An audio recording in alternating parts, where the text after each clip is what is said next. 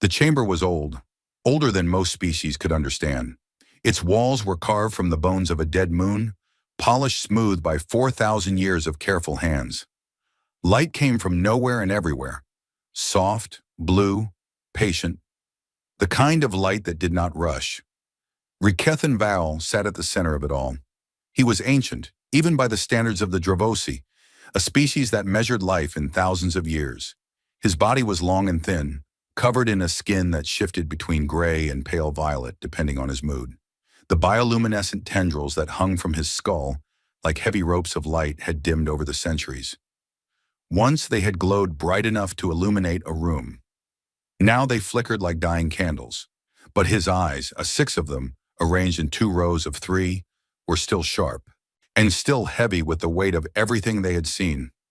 Around him sat the young ones, representatives from species that had only recently been invited into the Galactic Concord. Small delegations from small worlds, sitting in chairs too big for them, staring up at the elder with the wide eyes of children who had been told they were about to hear something important. HFY looked at each of them slowly. He let the silence do its work. Then he spoke. "You have noticed," he said, his voice low and rough like stone dragging across stone, "that there are empty seats on the High Council. 3 of them. You have asked your advisors why. You have asked your diplomats. None of them will tell you. So you have come to me." He paused, his tendrils dimmed further. "I will tell you. But you must understand, this is not simply a history lesson. This is a confession." He leaned forward and the chamber seemed to lean with him. "I will tell you about the species we ignored, and what happened when they stopped asking for our attention and decided to take it." The story, he told them, began 400 years ago, in a time when the Galactic Concord was at the peak of its power and pride. 12 elder civilizations, each of them hundreds of thousands of years old, governed the known galaxy. They had mapped every star, cataloged every planet. They had seen species rise and fall like waves on a shore, and they had grown comfortable in the belief that they had seen everything the universe had to offer. They were wrong. On the far edge of an unremarkable spiral arm, orbiting a medium-sized yellow star, there was a small blue planet. The Concord's Observation Bureau had first detected it long ago. Their instruments had picked up faint radio signals leaking from its surface. Chaotic, disorganized, full of strange sounds and stranger patterns. Music, shouting, mathematics, war. The Bureau cataloged the planet as a Class 7 pre-emergence world. This was a polite way of saying it was not worth thinking about. The species that lived there, soft-bodied, short-lived, fragile, had not yet left their own atmosphere. They were still killing each other over patches of dirt in differences in belief. By every standard the Concord used to measure worth, they were nothing. The planet was called Earth. The species called themselves humans. HFY remembered the first reports. He had been young then, barely 800 years old, and still serving as a junior researcher in the Dravosi Cultural Archives. The reports had come through as routine data packets. A new species detected, primitive, aggressive, fractured into hundreds of competing groups. Estimated time to self-destruction, less than 500 rotations. He had read the report, filed it, and forgotten about it before the day was over. Everyone forgot about it. That was the first mistake. But not everyone was so careless. There was a Dravosi analyst named Celith. She was young, brilliant, the kind of mind that noticed things other minds walked past. And when the data on Earth crossed her desk, she did not file it and move on. She sat with it. She studied it. And what she found made her tendrils go bright with alarm.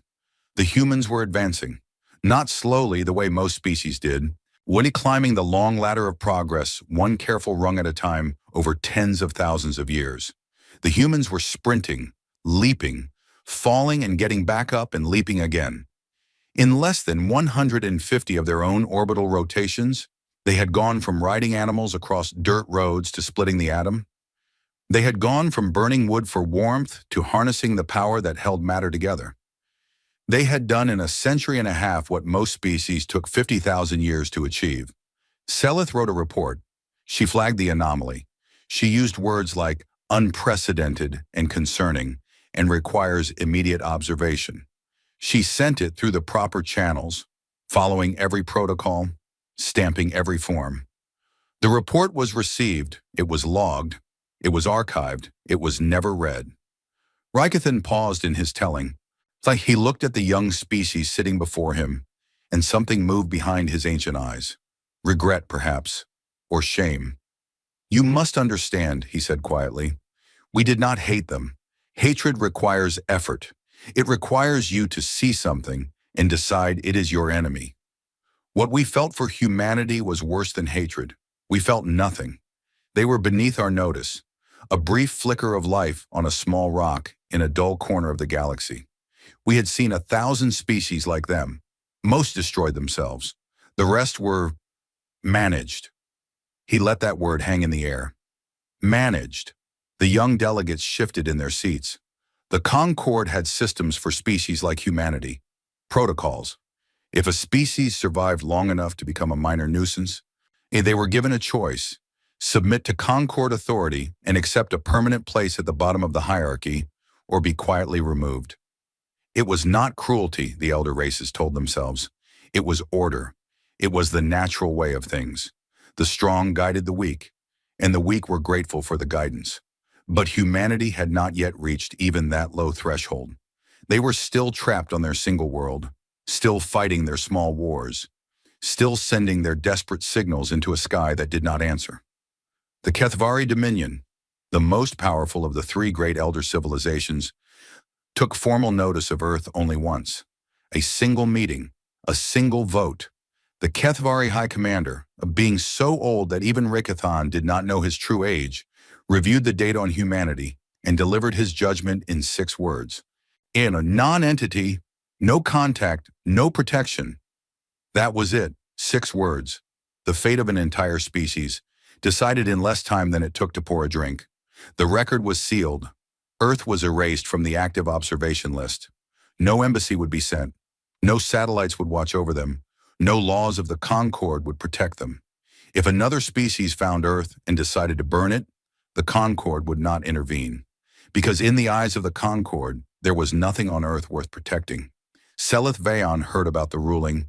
She appealed, she was denied. She appealed again. She was warned to stop. She was told that her obsession with the humans was becoming an embarrassment to her house. She stopped appealing, but she did not stop watching. Alone, using her own resources, she maintained a small monitoring station aimed at Earth. Because she watched as the humans built towers that scraped their sky.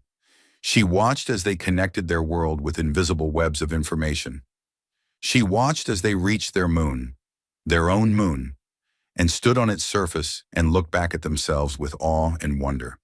And she watched as they began, slowly, stubbornly, impossibly, to reach for the stars. She sent one final report to the Concord. It was short. It said, "They are coming, whether we notice or not." The report was filed. It was not read. Rikathan leaned back in his seat and let the silence fill the chamber again. His tendrils were almost completely dark now. The young delegates stared at him, barely breathing. "I found Seleth's reports much later," he said softly, "after everything had happened, after the fires and the silence and the reckoning. I read every one of them, every warning, every plea, and I understood too late what she had seen that the rest of us were too proud to look at." He closed 4 of his 6 eyes. She saw a species that did not know how to give up. A species that looked at an empty, uncaring universe and decided, against all reason, against all evidence, to keep reaching, keep building, keep hoping. He opened his eyes again. We should have been amazed by them. We should have been humbled. Instead, we looked at them the way one looks at an insect crawling across a window. A brief curiosity, nothing more. His voice dropped to nearly a whisper. That was the beginning of everything. Not because of what they did, but because of what we failed to do. We failed to see them. And in all the long history of the galaxy, there has never been a greater mistake than looking at humanity and deciding they did not matter. The young ones sat in silence. Outside the chamber, the stars turned slowly in the dark, the way they always had, patient, endless, uncaring. But somewhere out there, far from this ancient room, A species that had once been ignored was watching over all of them. And the galaxy, for the first time in its long and arrogant history, was grateful for it. Rekathan let the silence hold for a long time before he spoke again. The young delegates were still. Their eyes, whatever shape or number they had, were fixed on him. He could feel their attention the way one feels heat from a fire, steady, unblinking. 200 years before this day, he began, sure, something happened that the Concord's greatest scientists had said was impossible. He folded his long hands together. Humanity left their star system. It should not have happened. Not like that. Not so soon.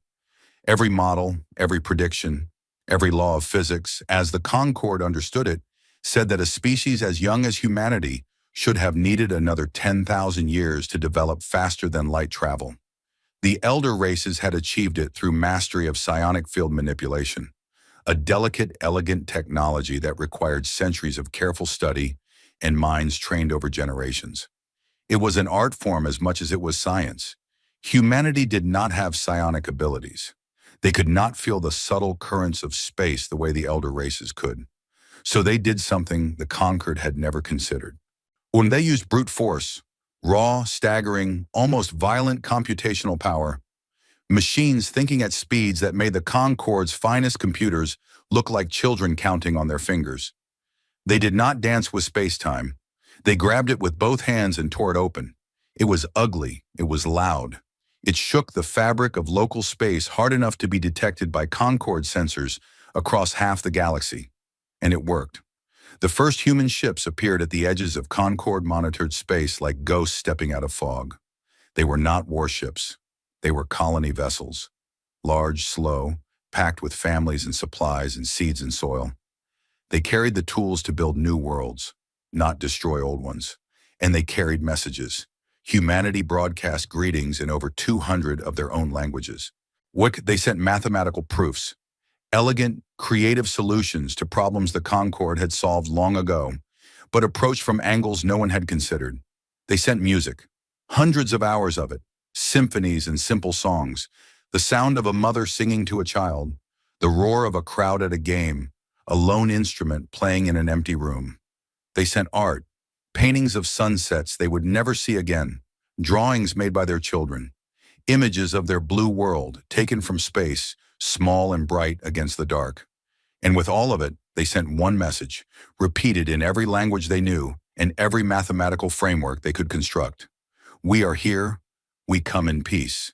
We wish to be your friend. The Conquered received all of it. Every note of music, every equation, every drawing, every word. And the Conquered said nothing. Rekathan's tendrils flickered with pale light. Shame. The young delegates could see it. Protocol, he said, as if the word tasted bitter. We had protocols. A species had to be at least 50,000 years old to qualify for formal contact. Humanity was barely 10,000. The rules were clear. And we followed the rules because following rules is easier than thinking. So humanity's messages went unanswered. Their greetings hung in the void like hands extended in the dark, reaching for something that refused to reach back. But the humans did not stop. That was the thing about them that the Concorde never understood. Not then, not for a long time after. Other species, when met with silence, eventually gave up. They turned inward. They accepted their place. Humanity did not know how to do this. It was not in their nature. So silence did not discourage them. It only made them more determined. They settled 3 unclaimed star systems on the outer edges of conquered space. The systems were poor. Thin resources, unstable orbits, harsh conditions. No elder race wanted them.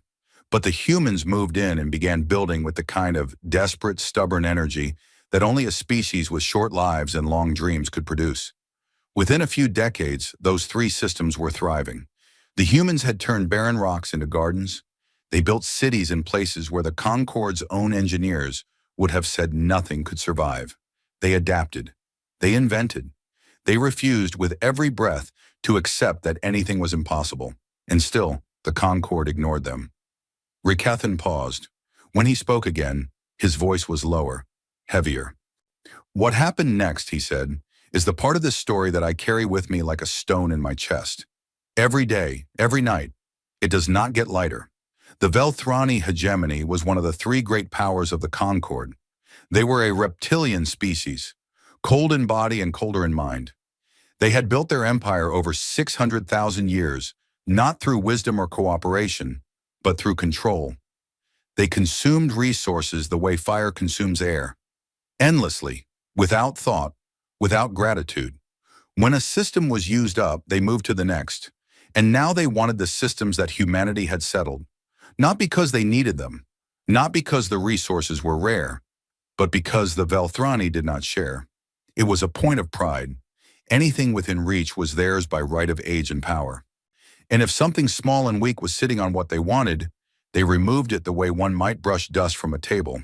The Velthrani sent no warning. They made no demands. They did not offer to negotiate or relocate. They simply dispatched a suppression fleet, 12 warships of a class designed for exterminating species that had not yet earned the Concord's protection. The fleet arrived at the human colony of Nova Catalina on what the humans called a Tuesday. Nova Catalina was a small world, warm, green, circling a young orange star. It had been settled for 30 years. The humans there had built a city along the banks of a wide river. They had schools, hospitals, parks where children played under an alien sky. They had named the river after a river on Earth, because humans always carried their home with them. Yet even when home was 1,000 light years behind them, 2,300,000 people lived there. The Velthrani fleet entered orbit at dawn. They activated their surface bombardment arrays, weapons designed to strip a planet's surface clean of life in a matter of hours. The procedure was standard, routine. The fleet commander did not even bother to watch from the bridge. He had done this before, with other species, on other worlds. It was nothing. The first strikes hit the city center. Towers of glass and steel that the humans had built with their own hands turned to vapor in an instant. The river boiled. The parks where children had played that morning became craters of molten rock. The humans tried to evacuate. Thousands of small ships launched from the surface. Civilian transports, cargo shuttles, anything that could fly. The Velthrani shot them down one by one. Not out of necessity. The fleeing ships posed no threat. It was simply standard procedure. You did not leave survivors. Survivors caused problems later. The bombardment lasted 6 hours. When it was over, there was nothing left of Nova Catalina but glass and ash. The river was gone. The city was gone. The schools and hospitals and parks were gone.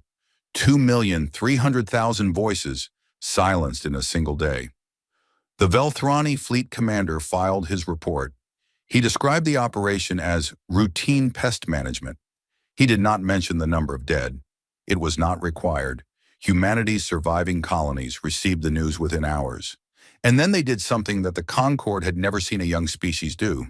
They did not collapse, they did not scatter, and they did not turn on each other in grief and panic.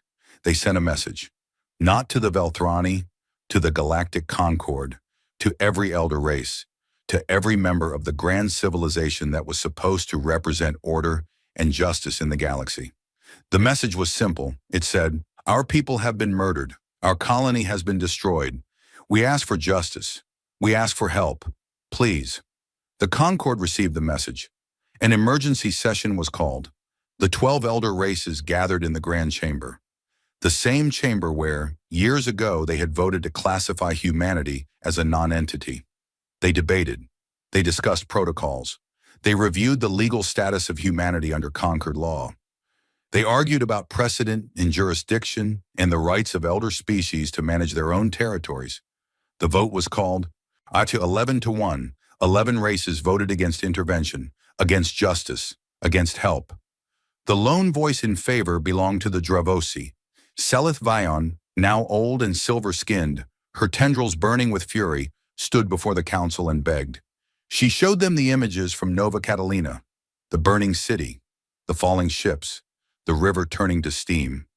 She played the final transmissions, mothers calling for their children, pilots screaming as their ships came apart, a man singing softly to the baby in his arms as the fire came for them both.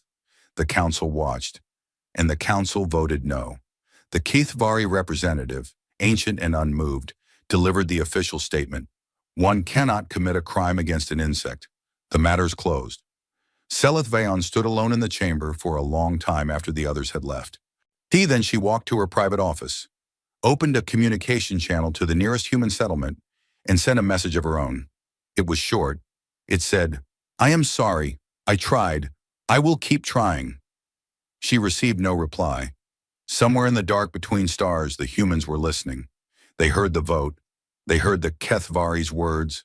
They heard the silence of 11 civilizations, choosing to look away from the ashes of 2,300,000 lives. And something changed. Rykethan's voice had grown quiet. The chamber around him seemed darker, though no light had dimmed. "I have lived for 4,000 years," he said. "I have seen stars born and stars die. I have watched empires rise and crumble and be forgotten. But I have never felt anything as heavy as what I felt when I read the records of that vote." He looked at the young delegates. "We did not pull the trigger. We did not fire the weapons. But we sat in our comfortable chairs and decided that 2,300,000 dead people did not matter. We told a grieving species that their pain was not real, that their children were not children, that their dead were not dead." His tendrils went completely dark. "We taught them that day what the galaxy truly was. Not a community, not a family, a machine, cold and blind and grinding forward. And if you were small enough and unlucky enough, it would crush you without ever knowing your name." He took a long, slow breath. "And we taught them something else, something that should have kept every elder race awake at night. It's staring at the ceiling, counting the hours until dawn." He leaned forward. "We taught them that no one was coming to help." The chamber was silent. The stars turned outside the windows, cold and far away. And somewhere in the memory of a galaxy that had chosen to look away, 2,300,000 names waited to be spoken again. Rykethan did not speak for a long time. He sat in the blue light of the ancient chamber, his 6 eyes half closed, his dark tendrils hanging still and lifeless around his skull. The young delegates waited. They had learned already that the elder's silences were as important as his words. When he finally spoke, his voice was different, softer. The way a person speaks when they are describing the moment they realize they had made a terrible mistake. "After Nova Catalina," he said, "Juan, the humans went quiet." He let the words sit in the air. Quiet. The conquered did not notice at first. Why would they?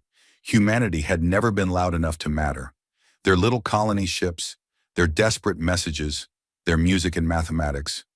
These had been background noise at best, a faint hum in the great symphony of galactic civilization. When the hum stopped, no one heard the difference. The first sign was small. A Dravosi listening post on the outer rim reported that it had stopped receiving human transmissions, no radio signals, no FTL communication bursts, nothing. The officer in charge noted it in his daily log and moved on. Species went quiet all the time after suppression events. It was considered natural, expected. The fire burns the forest, and the forest is silent. Then more reports came in. The 3 remaining human settlements on the galactic fringe, small, struggling outposts that had survived only because the Velthrani had not bothered with them, had gone dark. Not destroyed. The buildings were still there. The infrastructure was intact, but the people were gone. Ships, equipment, supplies, all of it removed cleanly and completely, as if a hand had reached down and simply lifted everything away. The Concord's intelligence services investigated briefly. Their conclusion was delivered in a single line. The human species has likely undergone post-traumatic collapse. Projected outcome, extinction within 2 to 3 generations. The file was closed. Earth's entry in the Concord species catalog was updated with a small notation. Status, declining. Sorma expected termination within standard parameters. Life in the galaxy moved on. The Velthrani expanded their mining operations into the systems humanity had vacated. The Kethvari continued their slow, patient accumulation of power. The other elder races traded and argued and celebrated and forgot. The name humanity faded from conversation.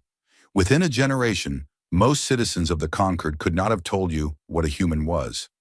And for 150 years, the galaxy heard nothing. Rykethan leaned forward, and the light in the chamber seemed to shift, growing colder. 150 years, he repeated. Do you know what that means for a species like mine? It is a nap, a brief rest between chapters. For the HFY, it is less than that, a single breath. We did not notice the time passing. We had no reason to. His tendrils flickered once, a brief and sickly light. But for humans, 150 years is everything. It is 6 generations. 7. Enough time for a child to grow old and die, and for their grandchildren's grandchildren to be born and grow and build and dream. We forgot about them in the time it takes us to finish a thought. They used that same time to become something we could not imagine. It was HFY who sounded the first alarm. She was old now, very old. Her violet skin had faded to a pale silver, and her tendrils barely glowed at all. She had spent her long career fighting to make the Concord pay attention to humanity, and she had failed at every turn. But she had never stopped watching.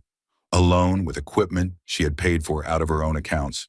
However, she had maintained a small network of long-range probes aimed at the region of space where humanity had last been seen. For decades, the probes returned nothing. Empty systems, dead signals, the silence of a species that the galaxy had broken and forgotten. Then, in the 143rd year of the silence, one of her probes returned data that made her stand up from her chair so fast she knocked it to the floor. The probe had penetrated deep into what had once been human-controlled space. What it found was not emptiness. It was not ruins. It was not the slow decay of a dying civilization.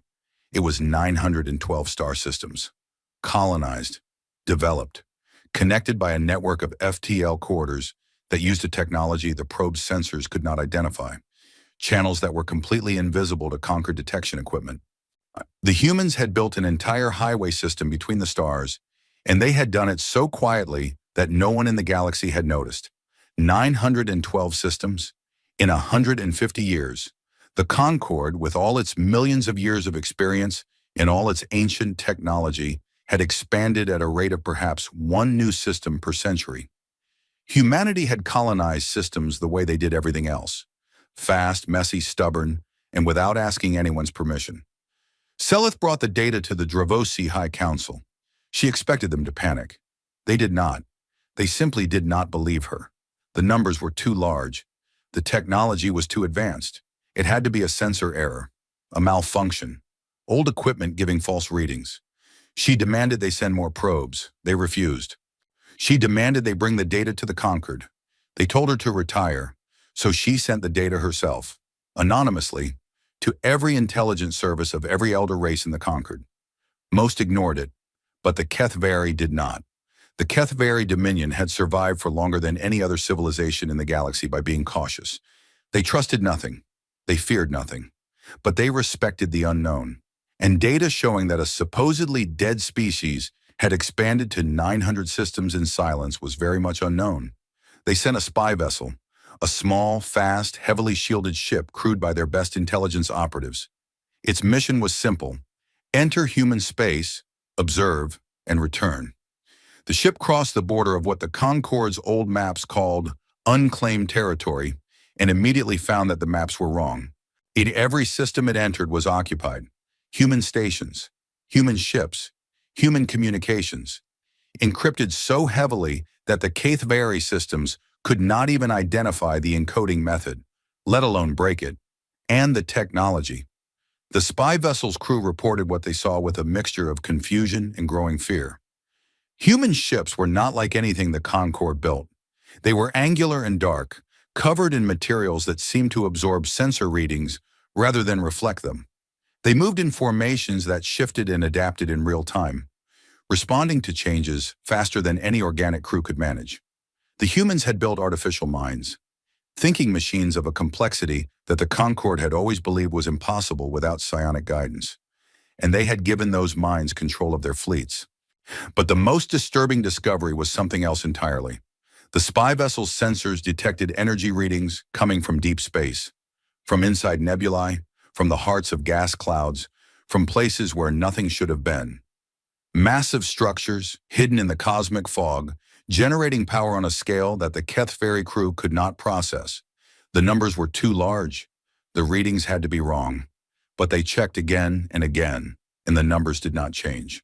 The humans were doing something with stars, not orbiting them, not mining them, something else, something that required structures the size of planets and energy output that dwarfed anything the Conquered had ever built. The spy vessel spent 3 days in human space. On the 3rd day it was detected. The crew expected to die, which they powered up their weapons and prepared for the end. But the attack never came. Instead, a single human vessel approached. Small, unarmed, moving slowly. It came alongside the HFY ship and transmitted a single data packet. Then it turned and left. The spy vessel fled. It crossed back into Conquered space at maximum speed, its crew shaking, their reports already being transmitted ahead of them. When the HFY intelligence service opened the data packet, they found one file, a recording, high resolution, perfect quality. It was the burning of Nova Catalina, every moment of it.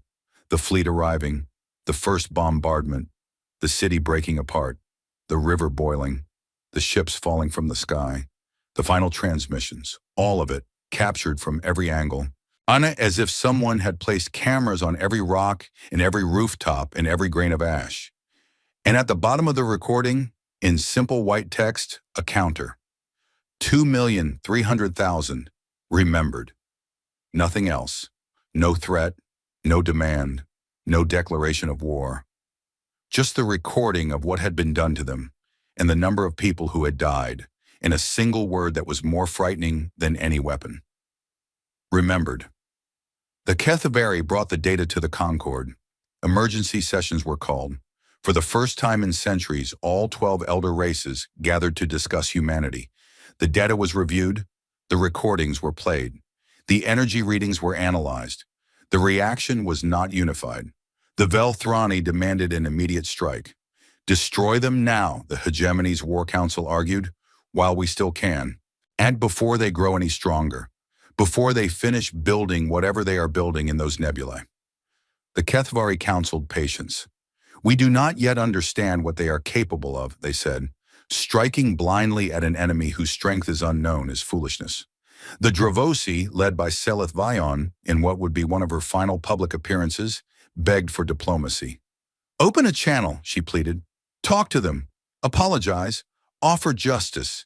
It is not too late. The council debated. They formed committees.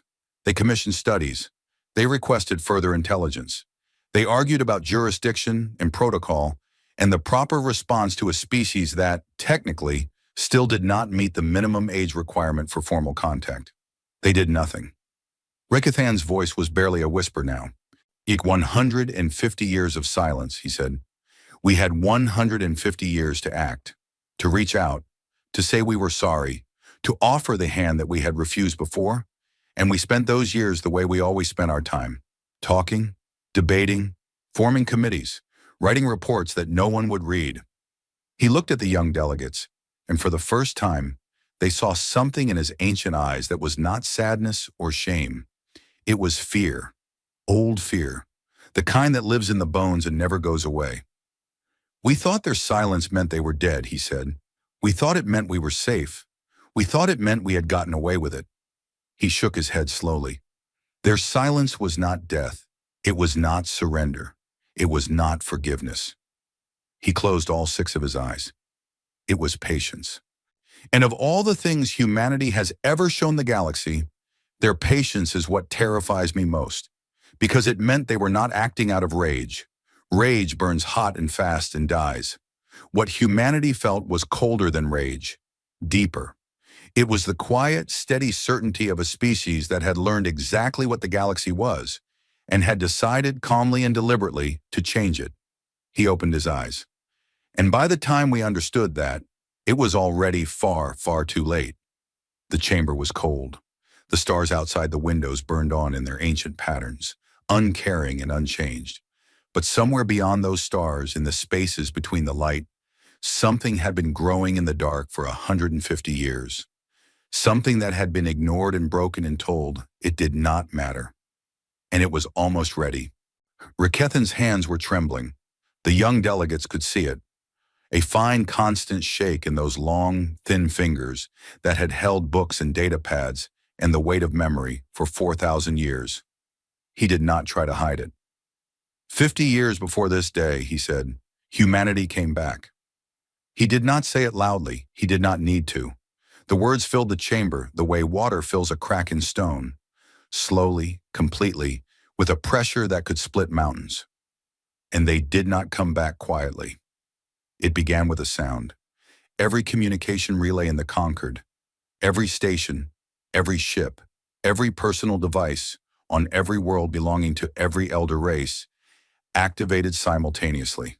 There was no warning, no hack, no breach that any technician could identify. One moment, the galaxy's communication network was functioning normally. The next, every channel carried a single voice, a human woman. She spoke in Velthrani, perfect Velthrani, without accent, without error, in the formal dialect reserved for declarations of state. Her voice was calm, measured, as steady as a heartbeat.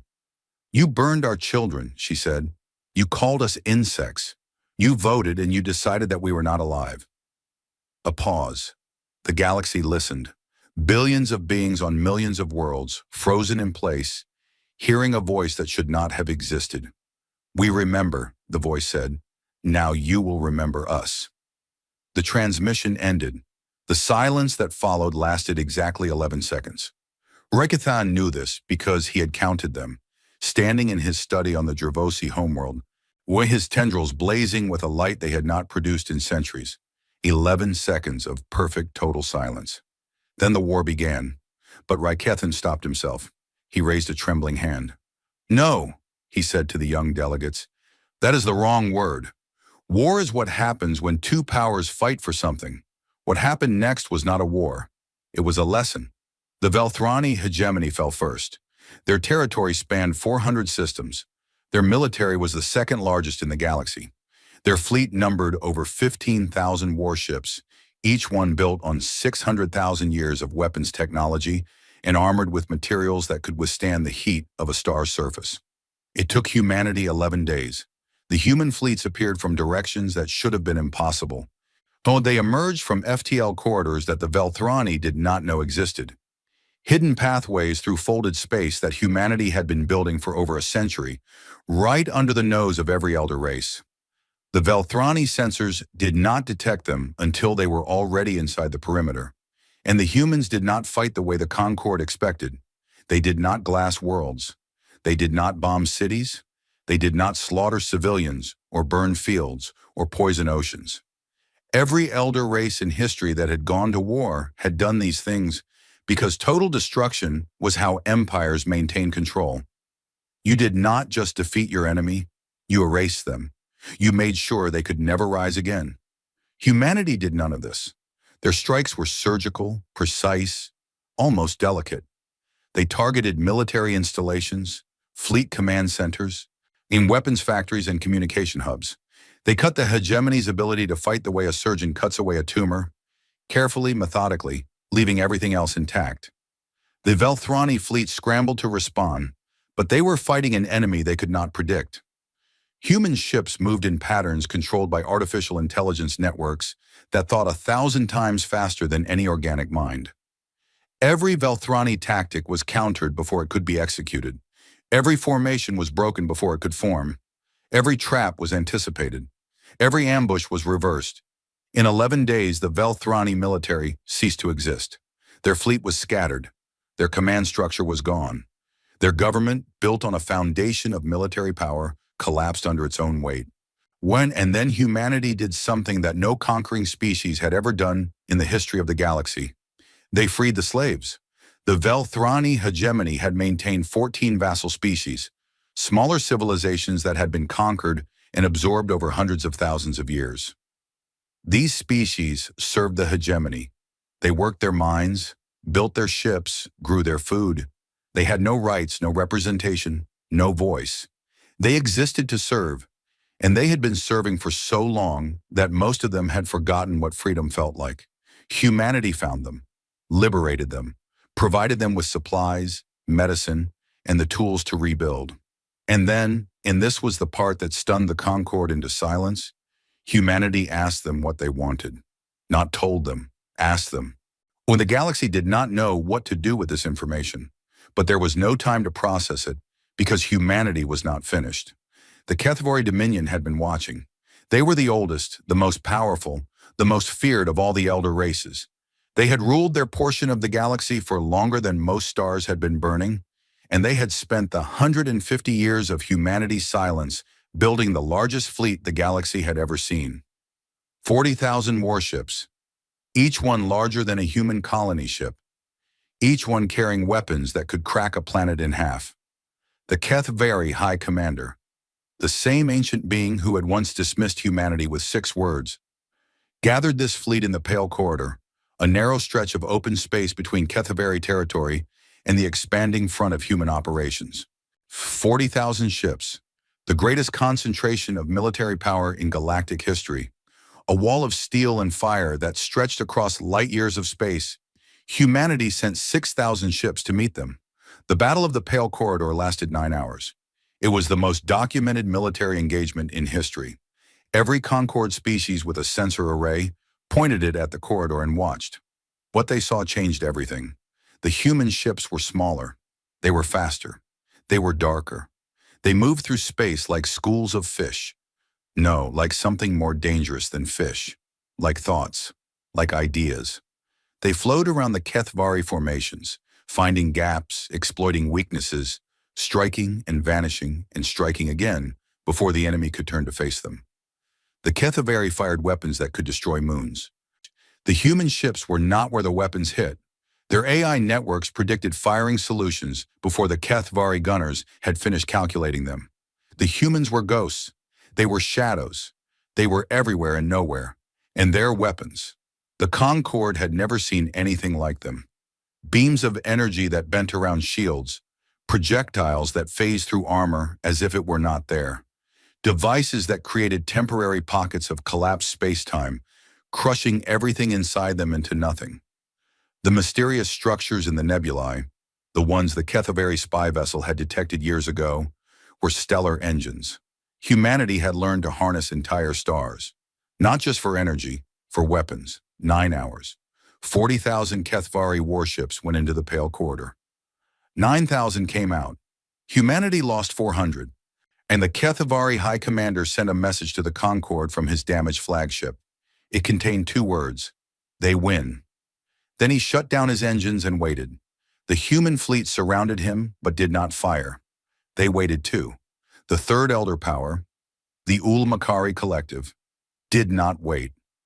The Ulmakari were different from the Velthrani and the Kethvari. They were not warriors. They were scientists, biologists. They had spent their long history studying life in all its forms, and they had learned to manipulate it with a precision that bordered on artistry. They could design diseases the way a painter designs a landscape, complex, beautiful in their terrible efficiency, and targeted to destroy exactly what they were meant to destroy. When the Ulmakari saw the Velthrani fall and the Kethvari broken, they panicked. Once they decided that humanity was too dangerous to defeat through force. So they chose a different weapon. They built a bioweapon, a virus engineered specifically to target human biology. It was designed to spread fast, kill slowly, and leave no survivors. The Ulmakari launched it toward human space using automated delivery systems hidden inside commercial shipping routes. Humanity's AI networks detected the launch within minutes. Every delivery system was intercepted. Every virus sample was captured and analyzed. Not a single unit reached a human population. And then humanity did something far worse than retaliation. They traced the bioweapon back to its source. They decoded its design. They documented everything. The laboratory where it was built, the scientists who designed it, the Ulmakari officials who authorized it. And they broadcast it all. Every species that the Ulmakari had ever traded with, every civilization that had ever trusted them, every world that had ever welcomed their scientists and diplomats, all of them received a complete, verified, undeniable record of what the Ulmakari had attempted. The schematics of the bioweapon, the authorization codes, the internal communications discussing acceptable casualties, and species termination protocols.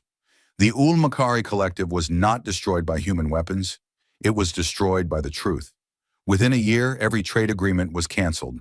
Every alliance was dissolved. Every embassy was closed. The collective fractured into warring factions, each one blaming the others, each one trying to distance themselves from the crime that the whole galaxy now knew about. What humanity had defeated the third great power without firing a single shot. And then they came to the Concord. The human fleet arrived at the capital system slowly, deliberately. They did not hide. They did not rush. They came in a formation that every species could see, broadcast on every channel, visible to every sensor on every world. And they did not fire. A single shuttle separated from the fleet. It flew to the Concord station and docked. One person stepped out, a human woman. She was tall with dark skin and gray hair and eyes that were calm and hard and sad all at the same time. She walked through corridors that had been built long before her species existed. She passed guards who stepped aside without being told. She entered the Grand Chamber, the same room where the Concord had voted to ignore humanity's plea for help, and she walked to the center of the floor. Every seat was filled. Every elder race was represented. The chamber was silent except for the sound of her footsteps. She carried something in her hands, a small box, plain and white. She set it on the High Council's table. She opened it. Inside was a skull, small, a child's skull, white and fragile, recovered from the ashes of Nova Catalina. She placed it gently on the table. She straightened up. She looked at the assembled representatives of the 12 most powerful civilizations in the galaxy. "We are alive," she said. "Acknowledge it." Nobody moved. Nobody spoke. The skull sat on the table, small and white and impossible to ignore. Rickathon was there. For he remembered the moment. He remembered the silence. He remembered looking at that skull and understanding, for the first time in his 4,000 years of life, what humanity had carried with them through 150 years of darkness. "They did not seek to destroy us," he told the young delegates. His voice was barely a whisper now. "That is what terrified us most. We understood destruction. We had done it ourselves many times. Destruction is simple. Destruction is clean. What humanity wanted was harder. Worse." He looked at the skull in his memory. "They wanted us to see, to understand, to face what we had done and carry it the way they had carried it. They wanted us to feel the weight of 2,300,000 lives, not as a number, not as a statistic, but as people. As children who had names and parents who loved them and future that were stolen." He closed his eyes. And in that moment, standing in that chamber, looking at that small, broken skull, we felt it, all of it, and we understood that the child it had belonged to was more real, more important, more worthy of the galaxy's attention than every protocol and every rule and every vote we had ever cast.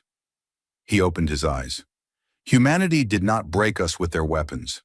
They broke us with a skull and a sentence, and that is the most human thing I have ever known. The chamber was very still. Rakethan could feel the weight of his own story pressing down on the room like gravity. The young delegates sat in their oversized chairs, small and quiet and changed. He could see it in their eyes, their postures, the way they held their bodies, the way people hold themselves when they have just learned something that makes the universe larger and more frightening than they thought it was. He understood. He had felt the same way once. "What came after," he said slowly, "was not what anyone expected. Not the elder races, not the vassal species, not even, I think, the humans themselves. The galaxy waited for humanity to claim its throne. Every civilization that had ever risen to power had done the same thing, crushed the old order, planted their flag on the ruins, and declared themselves the new masters. It was the oldest pattern in the universe. Power flows to the strong rule.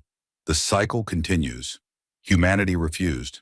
In the days following the scene in the Grand Chamber, the human ambassador, her name was Adisi Okafor, and when the galaxy would learn to remember it, met with the representatives of every elder race, one by one. She did not make demands. She did not dictate terms. She asked questions. What did they want? What did they fear? What did they think had gone wrong? What would they change? The elder races did not know how to respond to this. They had prepared for conquest. They had prepared for punishment. They had not prepared to be asked their opinion by the species they had wronged. The Dravosi were the first to answer honestly. Rikethan remembered the meeting. He had been there, a junior member of the Dravosi delegation, sitting in the back of the room with his tendrils dim and his hearts beating faster than they had in centuries.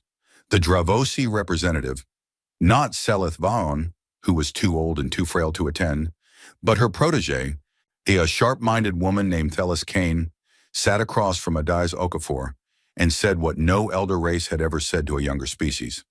We were wrong.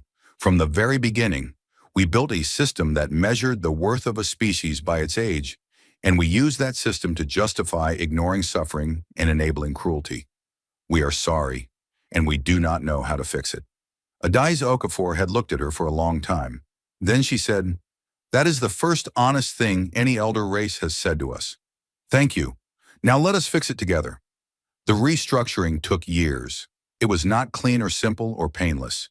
Old systems do not die easily, and the elder races had built their power over millions of years.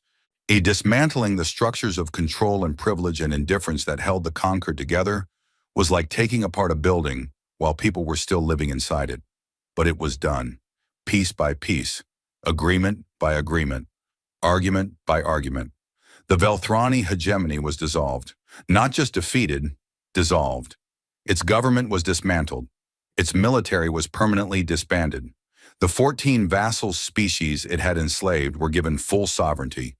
They were given resources to rebuild, resources that came not just from humanity, but from the Velthrani themselves, who were required to account for every world they had drained and every species they had broken over 600,000 years. The Velthrani people were not destroyed or scattered.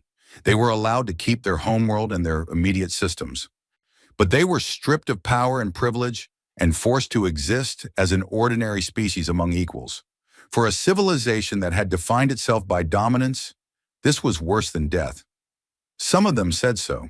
Humanity's response was simple. The species you enslaved survived worse. The Kethvari dominion was reduced to a single system. The greatest military power the galaxy had ever known was contained to one star and its orbiting worlds. Their fleet was decommissioned. Their weapons were disassembled. Their colonies were redistributed to species that had been displaced by Kethvari expansion over the millennia. The Kethvari High Commander, ancient, proud, unbroken, even in defeat, was offered a single courtesy. Adese Okafor met with him privately. No recording was made. No one else was present. When she emerged, she said only that they had reached an understanding. The High Commander lived for another 300 years. In all that time, he never spoke publicly about humanity or the war. But once, in a private letter that was found after his death, he wrote a single sentence about the meeting with the human ambassador. "She showed me what we looked like through their eyes, and I could not bear it."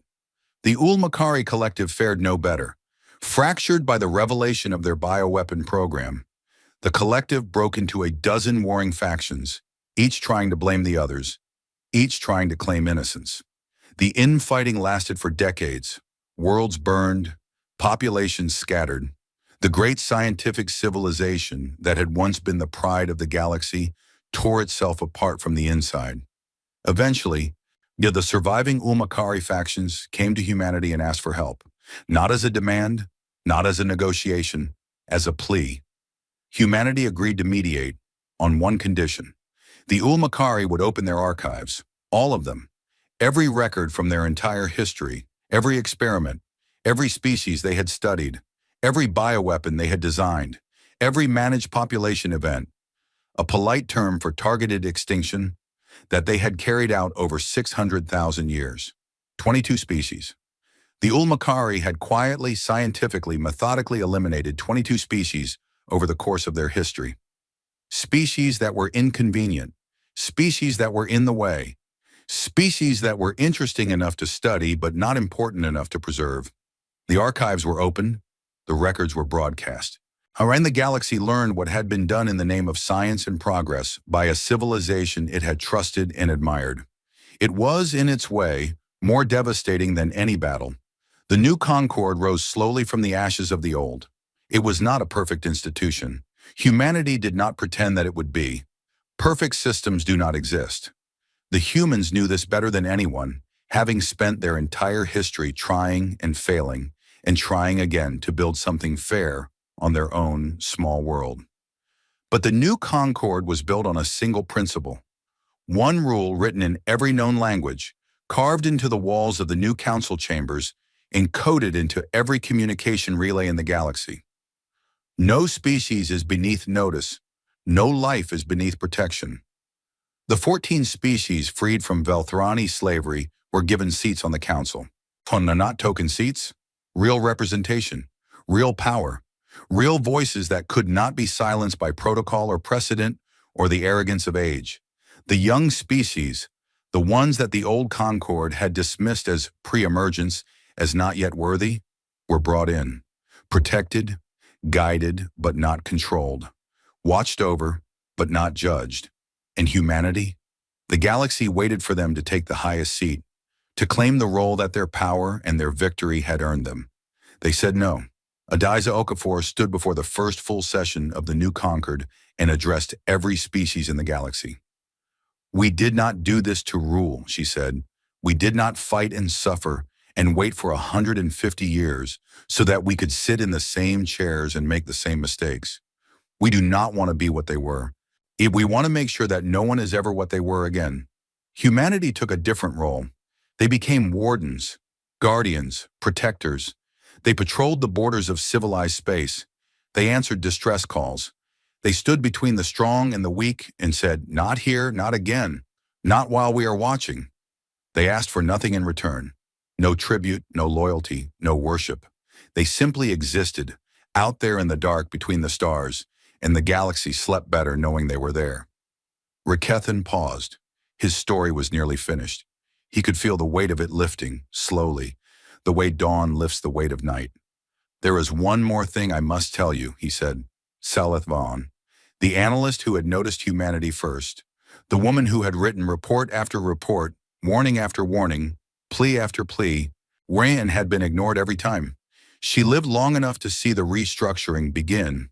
She was very old by then, older than any Dravosi had a right to be. Her body was failing, her tendrils had gone dark for the last time, but her mind was still sharp, and her 6 eyes still saw clearly. She served as the Dravosi ambassador during the early negotiations. She sat across from Adiza Okafor many times. They argued, they disagreed, they frustrated each other, and they became friends. It was a strange friendship.